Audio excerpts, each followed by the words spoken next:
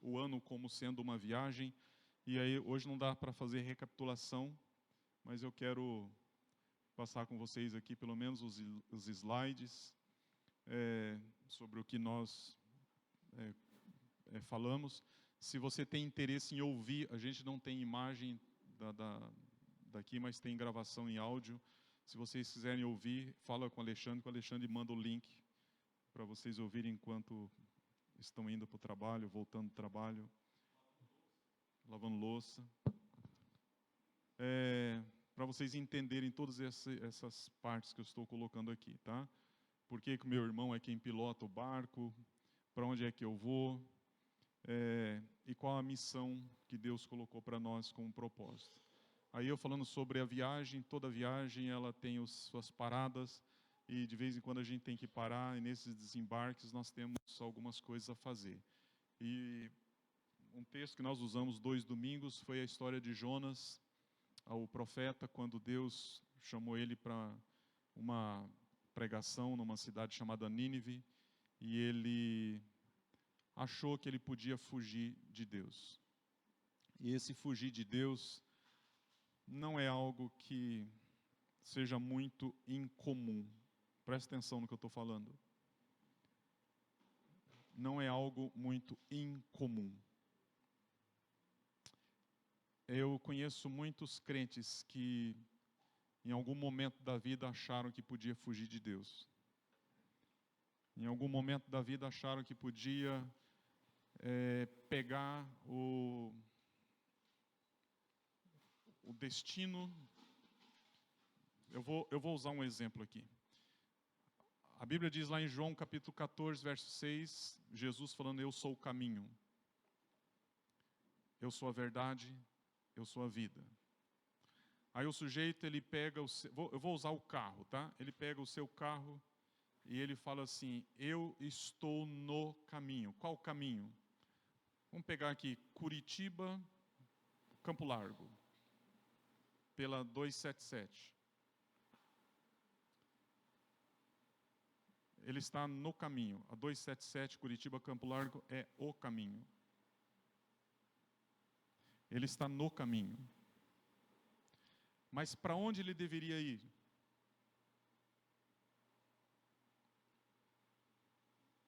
Para Campo Largo. Só que ele está na pista contrária. Ele está vindo. Ele está fora do caminho? Ele está fora do caminho? Não. Mas ele está no sentido contrário. Então vamos fazer de conta que Deus mora em Campo Largo. Não sei se ele moraria lá, em todo caso. Vamos fazer de conta que Deus mora em Campo Largo. Ele está saindo daqui porque ele está indo na direção de Deus. Certo? Então ele deveria estar no caminho, na direção certa.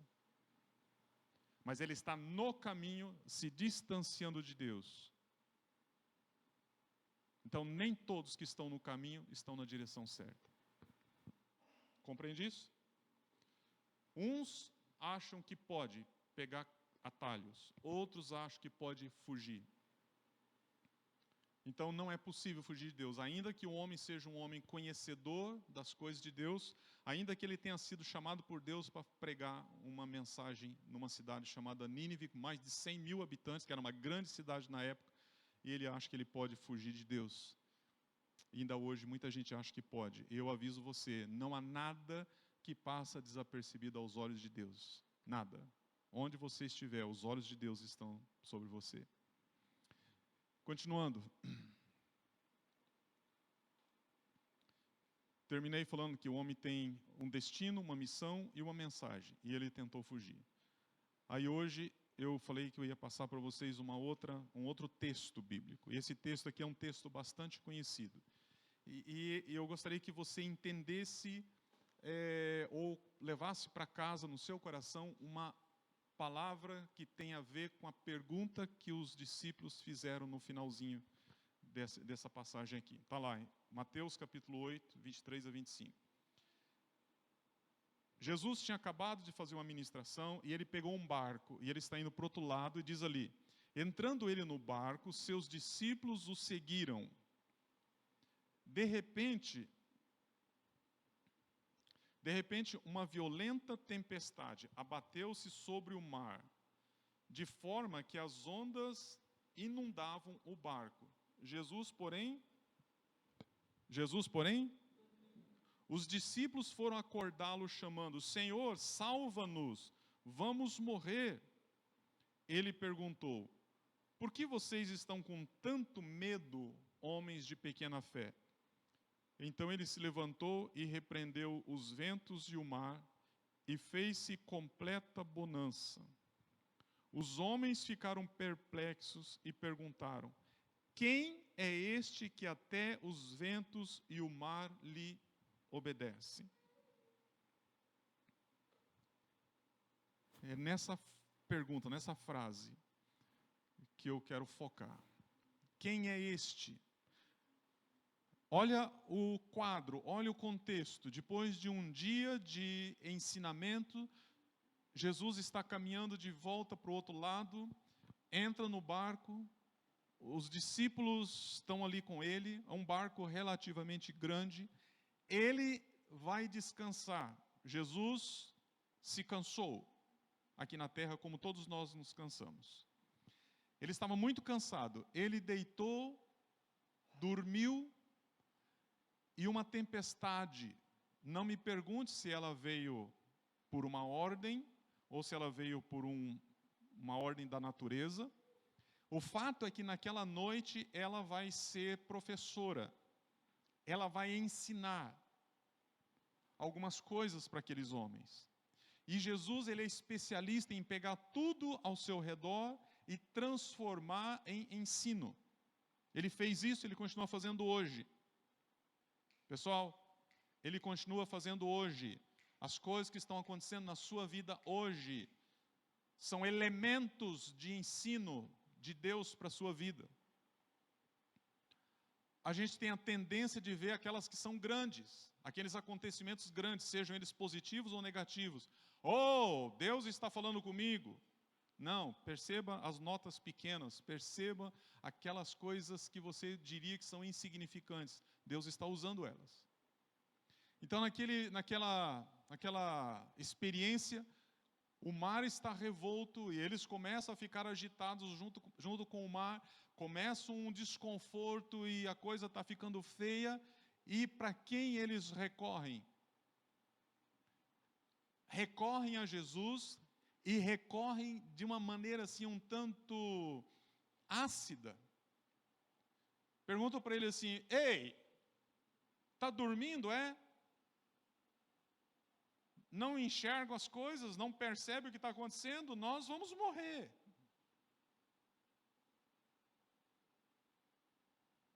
Há por trás ali uma certa cobrança em Jesus.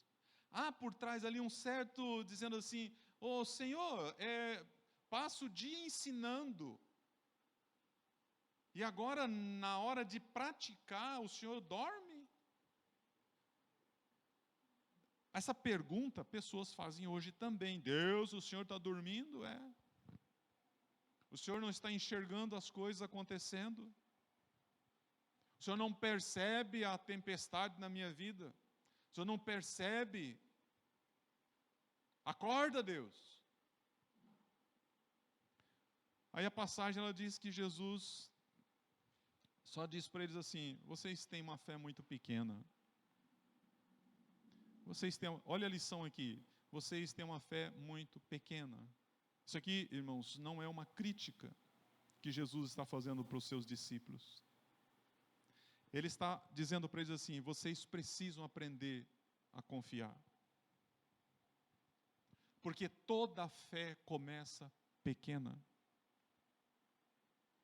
Toda fé começa, como o próprio Cristo ensinou, um grão de mostarda. Ninguém começa na sua vida cristã uma fé enorme. Mesmo as crianças que nascem potencialmente crentes, elas não chegam no momento de uma experiência com Cristo e elas têm uma grande fé, ainda que eles sejam mais crentes do que a maior parte dos adultos. Então, é de se esperar que todos aqueles que já andam com Cristo há muito tempo sejam maduros, sejam pessoas alicerçadas, sejam pessoas referências, sejam pessoas que têm experiência com Cristo, que não se abalam facilmente, que sirva de esteio para os outros. Aí Jesus disse: vocês têm uma fé muito pequena. E ele se levanta e ele repreende os ventos, ele repreende o mar.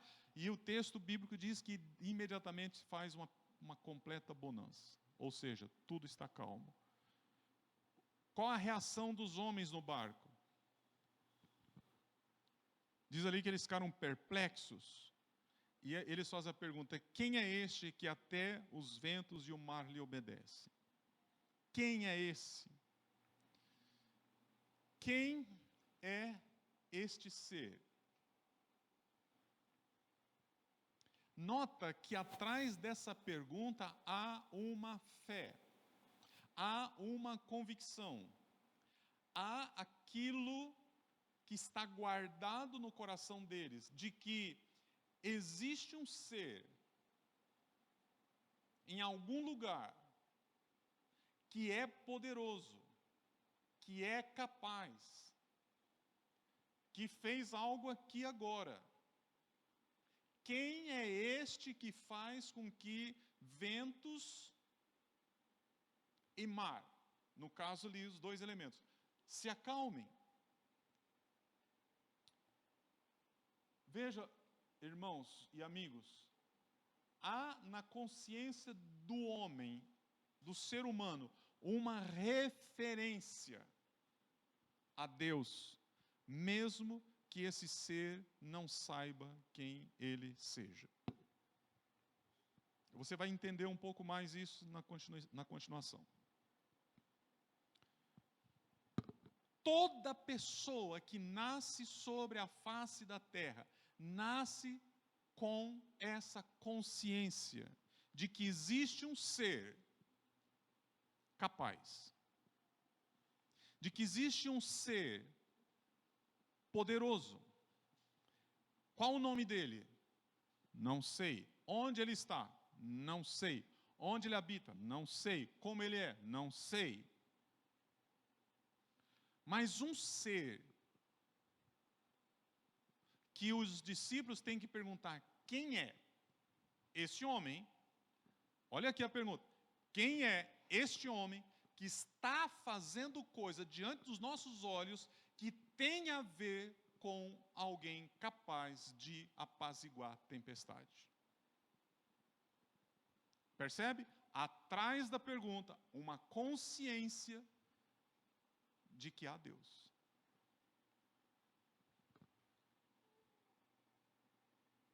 A passagem que você vai colocar, vai ter como referência aí para você, está lá em Eclesiastes capítulo 3, a primeira parte dele. Diz assim: tudo fez Deus formoso no seu devido tempo. E aí ele fez uma coisa quando ele cria o homem. O que ele faz? Ele coloca no homem a percepção da eternidade. Fechou? Conseguiram? Olha aqui, ó. Pôs a eternidade no coração. Lembra semana passada quando eu disse coração? A gente fala coração, mas lembra, coração é um feixe de músculo cavado que precisa se movimentar. Então, ele sozinho, ele não tem esse negócio de consciência. Ele só movimenta rápido quando ele fica emocionado. Ou seja, aqui está falando, Deus colocou na minha mente, no meu consciente e no meu inconsciente a eternidade. Agora diga para mim, quem é eterno? Quem é o único eterno?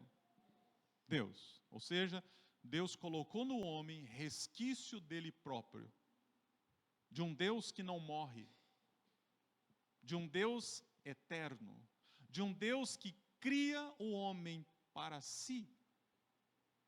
que cria o homem com propósito, que cria o homem com destino, que cria o homem com capacidade. Lembra da ênfase esses dias aí? Quem pilota o barco? A nossa mente automaticamente responde: Deus, Ele comanda o barco da minha vida. Não, Ele nos capacita e Ele diz para nós: eu dei capacidade a você, você pilota o barco, você e seus irmãos pilotam o barco. Eu estou no barco com vocês, eu caminho com vocês. Todo o trajeto de 2024 que vocês vão caminhar, eu já caminhei. Todos os 366 dias que eu tenho reservado, eu já vivi. Eu sei o que acontece em cada dia na vida de cada pessoa do ano. Compreende isso? Agora, voltando. Se Deus colocou a eternidade no coração do homem, como é que a gente pode entender a relação dessa humanidade com Ele? Como é que eu posso entender o meu papel na humanidade com Ele? Vamos voltar um pouquinho. Lá atrás, Deus disse para Jonas: vai à cidade de Nínive, a maldade deles subiu até mim, eu proponho destruir todos eles. Mas antes de eu destruir todos eles, Jonas, você vai lá e avisa eles. Diz para eles, se eles não mudarem, se eles não se arrependerem, eu vou destruir toda a cidade.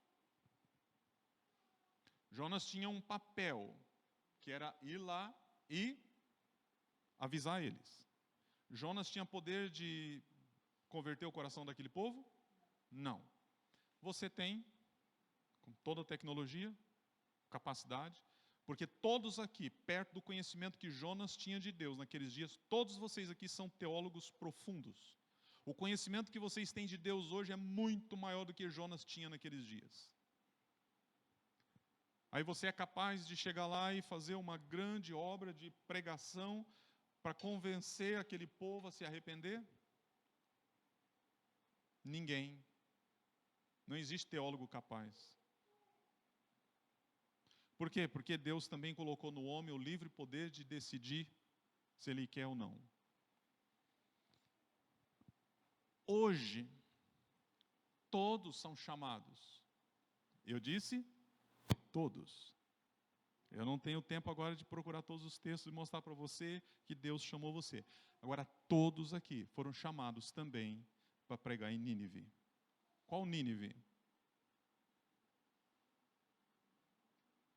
Nós vivemos hoje num mundo sem fronteiras. O mundo é a nossa Nínive. Aí você diz, nossa, mas como é que eu vou falar para um povo que não sabe? Como eu vou falar de Deus a um povo que não entende? Como eu vou falar de Deus para um povo que não vai mudar?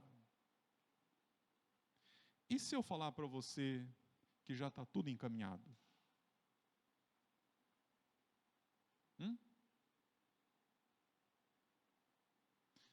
E se eu falar para você que a dificuldade não é falar, a dificuldade é querer falar? E se eu disser para você que Deus já preparou tudo? Que inclusive Ele colocou a eternidade no coração das pessoas, para que quando Jesus, quando Deus, quando o Espírito Santo, quando a Trindade for apresentada a eles, eles já tenham lá um dispositivo, vamos chamar isso? Vamos mudar o termo aqui nos dias de hoje, um aplicativo? Ah, legal, né? Um aplicativo que só tem que ser ativado. Deus já baixou o aplicativo. Só tem que atualizar. E se eu falar para você que a mensagem é a mesma que você já ouviu, ela não é nova, você não tem que criar outra? Então, queridos, Nínive está ao seu redor, todos ao seu redor é Nínive. Talvez Nínive esteja numa tempestade. Agressivos, bravos. E aí, nessa viagem que nós entramos nesse barco, temos uma missão. Lembra que a ênfase lá atrás era: todos nós temos uma missão. A missão seja compartilhar essa pregação. E mais ainda, eu quero que você entenda uma coisa aqui. Eu deixei isso aqui separado, porque isso aqui vai ser um desafio e vai ser uma forma de atiçar a sua curiosidade. Quantos já ouviram falar disso aqui, ó? O fator Melquisedeque. Quantos já ouviram? 1, 2. Deixa eu explicar um pouquinho o que é isso. Melquisedeque foi um homem, lá no Antigo Testamento, lá antes ou contemporâneo de Abraão. Ele era rei de Salém. Pensaram em bruxaria agora, né? Por que você pensou em bruxaria? Porque aquilo que você tem visto, tem ouvido, já te traz base para crer em alguma coisa. Não. Salém era antigo nome de Jerusalém. Jerusalém, Jerusalém. Ele era rei de Salém, antes de ser Jerusalém. Abraão foi até ele, e ele era sacerdote. Eu não vou explicar tudo aqui, porque é muito longo isso aqui. Abraão, inclusive, pagou dízimo. Pagou é a expressão que usa na Bíblia, porque dízimo não é pago. Mas Abraão sentiu uma necessidade de entregar àquele sacerdote um dízimo, porque reconheceu nele uma autoridade. Agora, onde é que está a parte interessante aqui? É que Melquisedeque não há nada mais na Bíblia que fale sobre ele. Não tem a história dele antes, não tem depois, só tem essa menção. E o fator Melquisedeque é o título de um livro que um missiologista escreveu anos atrás, que é simplesmente fantástico. É um livro maravilhoso.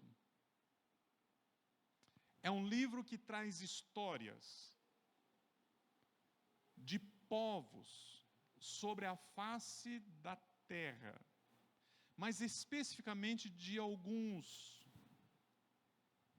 em que missões entraram até lá, até eles, fizeram levantamento, um estudo antropológico desses povos, que a gente chamaria hoje de povos nativos. Em vários lugares. Vou pegar um exemplo aqui. Vai ali no Amazonas, numa tribo não... eu não gosto da palavra não civilizada, essa palavra está errada, mas não sociabilizada. Aqueles que tiraram fotos deles algumas vezes, fotos aéreas, em que eles estão aqui assustados, e eles estão inclusive preparados para disparar uma flecha. Pessoas que moram isoladas, sozinhas, eles nunca tiveram contato com o nosso povo. Mas, nesses estudos, imagina alguém que conseguiu, depois de anos, chegar até lá, se envolver com eles. E lá pelas tantas, o que eles descobrem? Que aquele povo tem uma história que corre entre eles. E o que tem nessa história? A figura de um Deus, a figura de um Deus poderoso, a figura de um Deus redentor, que tem elementos na história que dá a eles a percepção de queda, queda do homem, lá no Éden.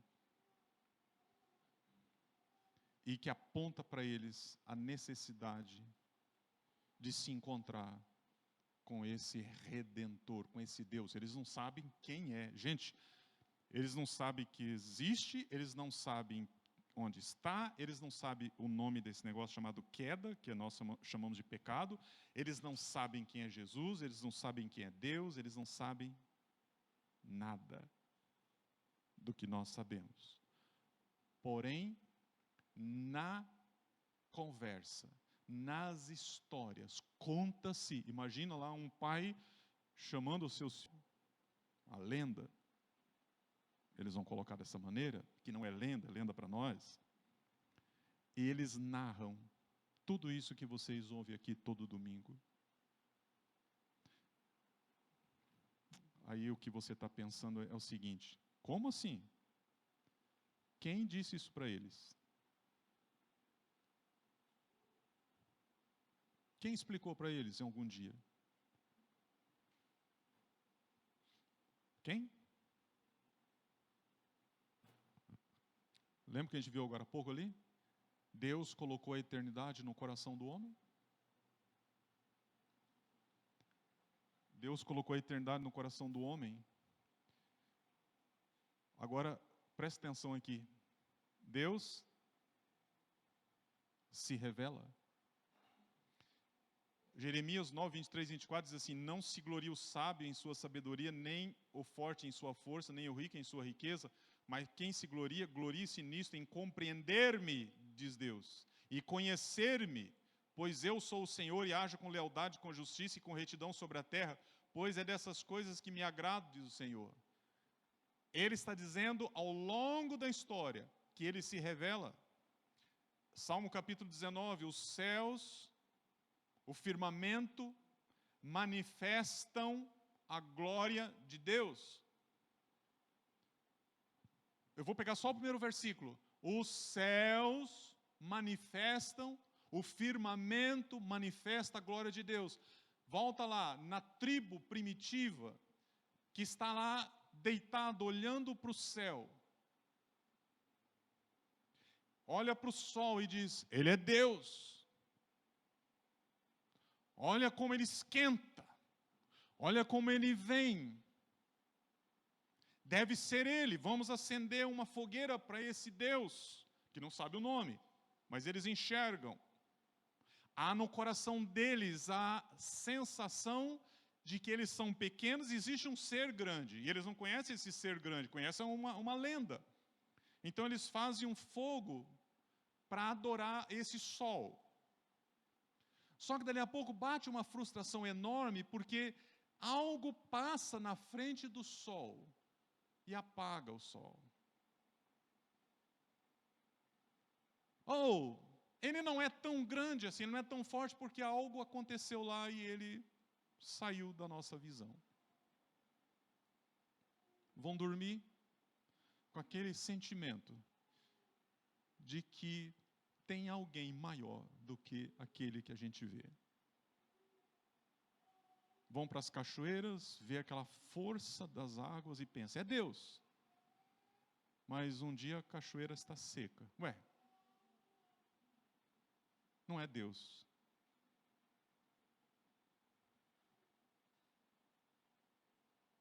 Um trovão?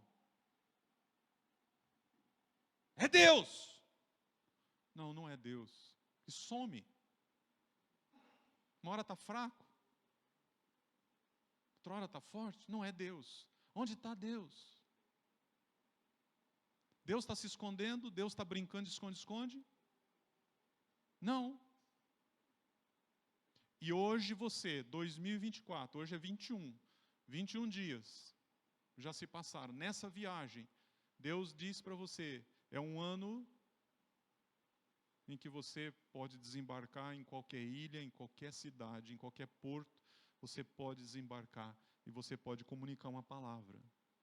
Você pode... Gente, eu não quero que vocês só ouçam isso e joguem para dentro, mas que você lembre que isso é privilégio, que só você pode fazer isso. Teu cachorro que você gosta tanto, ele não vai com todos os latidos e toda a manifestação de carinho que ele tem, ele não vai falar de Jesus. O gato que você tem, ele não vai falar de Jesus.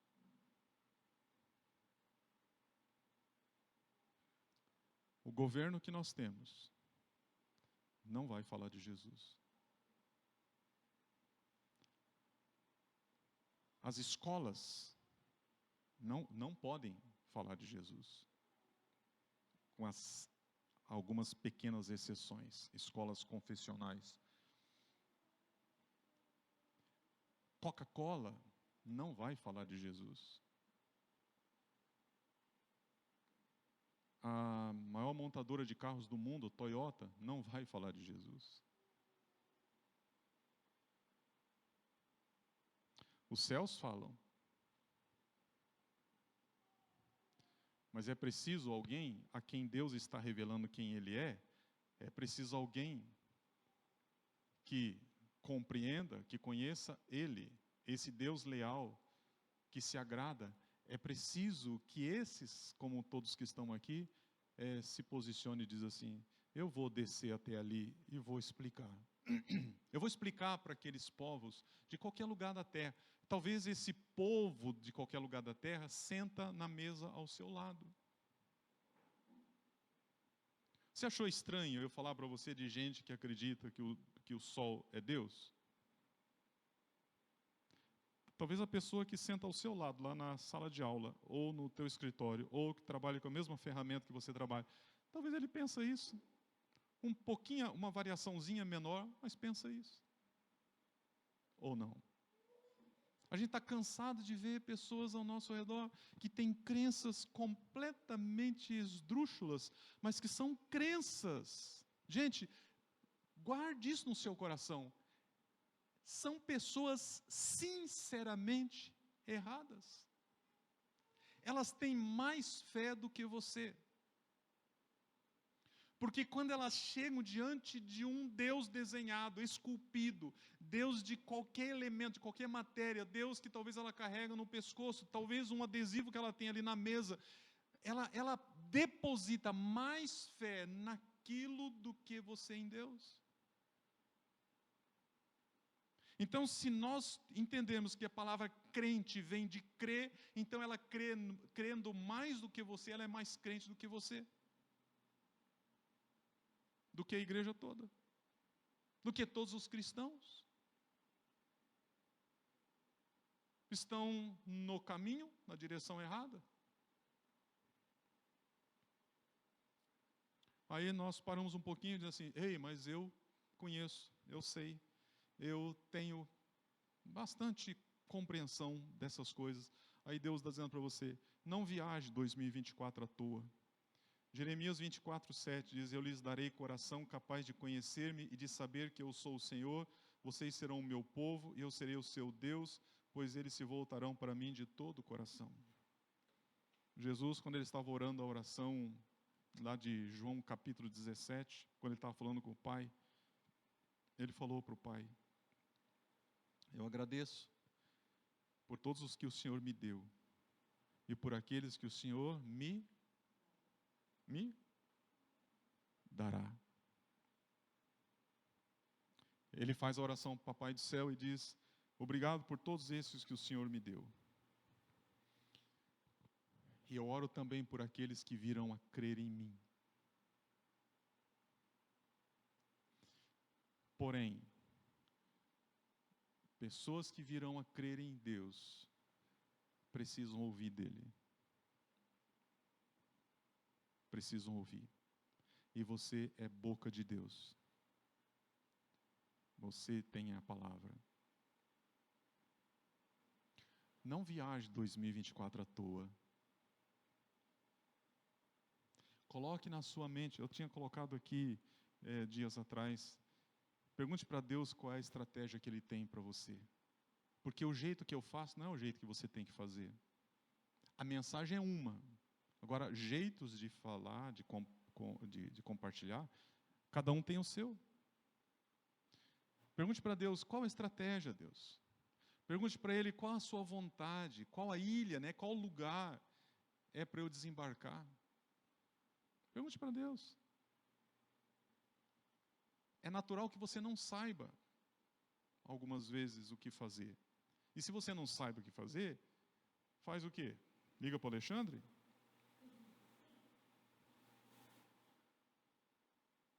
Para mim não adianta ligar, porque a vontade de Deus para você é para você. Para a igreja é no coletivo. Para mim é para mim. Pastor, o que eu faço? Pergunte para o chefe, pergunte para o pai. A família está reunida em casa, tem o pai e tem os irmãos. Às vezes o irmão mais novo pergunta para o irmão mais velho. Às vezes o irmão mais velho pode até ajudar, mas parte das vezes que ele não sabe, ele diz, pergunta para o pai. Para quem você pergunta? Para o pai. Como é que você pergunta para o pai? Pai nosso que estás no céu, santificado. Terminou a oração, então, eu queria ver que o senhor aí se pode esclarecer para mim a tua vontade. Não é isso não é oração. Você vai conversar com o pai como você fala com o seu pai. Ou se você nunca teve a oportunidade de falar com o seu pai, nunca conseguiu falar com o seu pai, peça para papai do céu entrar no lugar e fazer a coisa certa. Pergunte para ele, onde? Mostra aqui para mim.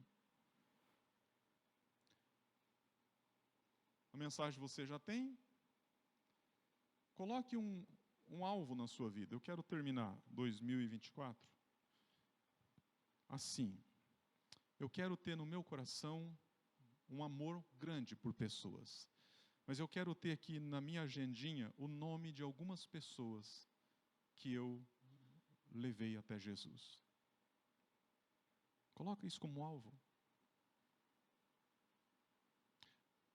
Se você colocar isso como alvo, você vai ter todos os dias motivo para orar, porque você vai orar por essas pessoas. Você vai ter todos os dias e todas as semanas algo para fazer que não seja as coisas da terra. Você vai fazer todos os dias da sua vida investimento. Você tem dinheiro para fazer investimento todos os dias? Vai lá no aplicativo do banco, aplicar no RDB, CDB, LCI, L não sei o quê, aquela lista enorme. Você tem dinheiro para isso? Se tiver, fala comigo. Vocês têm dinheiro para fazer investimento todos os dias? Não. E mesmo que você tenha, esses investimentos, eles podem, qualquer hora dessa, virar fumaça. Mas todos os dias você pode fazer investimento no céu. Todos os dias. Eu vou fazer um investimento agora, tenho mais 2 minutos. Quem senta na frente, paga o pato. Não conheço esse sujeito, trabalho com ele, vejo ele de vez em quando. Às vezes ele vai na minha casa. Não gosta de Deus. Não é muito chegado nas coisas de Deus, porque ele diz assim, crente, Deus, igreja, dízimo, ladrão, tudo a mesma panela. A gente está cansado de ouvir isso, não é? A gente está cansado de ouvir isso, porque isso está acontecendo sistematicamente. Eu disse sistematicamente. É um sistema que está sendo produzido no mundo hoje, que tem Satanás por trás, usando Deus, igreja, dízimo, ladrão, pastor, fazendo tudo uma casta, que é para dizer assim, não vale a pena, não vale a pena, é tudo igual. Mas não é. Então esse sujeito aqui, ele pensa assim, experiência do que ele já viveu, experiência do que ele está cansado de ver na vida dos outros, mas eu não desisto dele. Eu vou dizer para ele assim, eu vou dizer para Deus, aqui está o Zezão. Esse é o Zezão, tá? Aqui está o Zezão. Zezão é um homem que o Senhor criou. E tudo que o Senhor faz é bom. Não parece, mas é bom. Tudo que o Senhor faz é bom. E o Senhor fez o Zezão para ser teu filho. E eu vou investir ele. Deus, aqui está ele. Diante do Senhor. Ele não gosta disso aqui. Mas ele não pode evitar a minha oração. Aqui está o Zezão, Deus.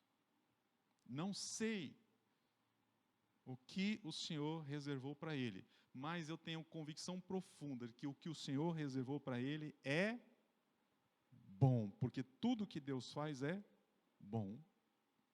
Jesus morreu na cruz por ele. Veja, eu não peguei aqui uma mulher bonita, tal, para dizer assim, Deus, o Senhor gosta de coisas bonitas. Eu peguei um homem feio, que só a Evelyn acha bonito. E diz, Deus é esse sujeito. Imagina que o Zezão tem um monte de dente podre na boca. E ele nem gosta de sorrir, às vezes ele nem se importa, porque ele já está tão assim com a vida que ele dá aquela gargalhada assim, que você, mas Deus ama o Zezão.